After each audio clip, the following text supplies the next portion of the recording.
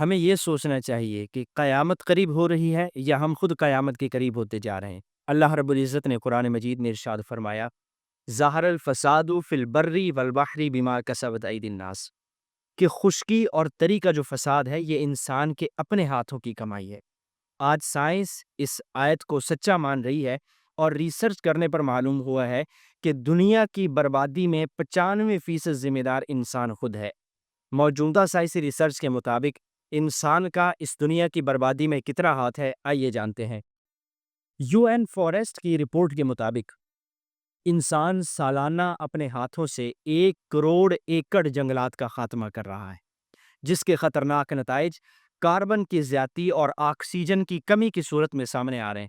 اس کے علاوہ بارشوں کا نظام از حد متاثر ہو رہا ہے، برف پگھل رہی ہے جس کی وجہ سے سمندر کی سطح بلند ہو رہی ہے اور گرمی کی شدت میں اضافہ ہو رہا ہے، اور جنگلات میں موجود حیوانی نسل کا بھی خاتمہ ہو رہا ہے۔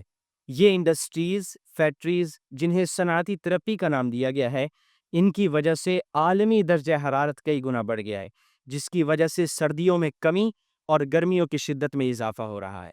آئی پی سی سی کی ریسرچ کے مطابق اگر آنے والے 60 سالوں کے اندر اندر انسان نے اپنا رویہ نہ بدلا تو یہ زمین ناقابل رہائش ہو جائے گی، کیونکہ سمندر کی سطح کا یہ بلند ہونا ہمیں عالمی سیلاب کی جانب دھکیل رہا ہے جو پوری دنیا کو ڈبو سکتا ہے۔ جی ہاں، یہ تو تھی خشکی کے فساد کی ایک چھوٹی سی مثال۔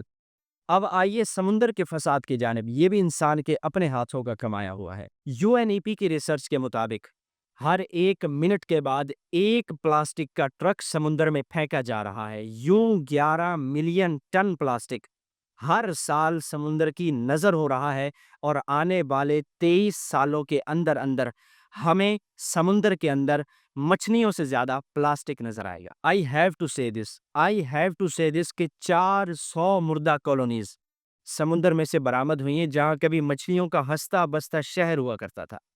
سینکڑوں مردہ مچھلیاں وہاں سے برآمد ہوئی ہیں، یہ ہماری صنعتی آلودگیوں اور پلاسٹک کی وجہ سے۔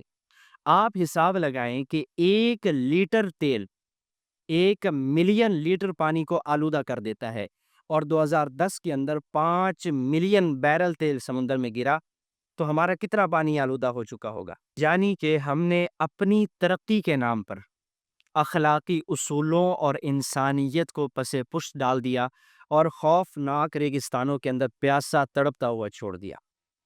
جہاں ان سب چیزوں نے فساد میں اپنا حصہ ملایا، وہاں پر وقت کی نیوکلیئر پاور نے بھی اس فساد کے اندر اپنا حصہ شامل کیا۔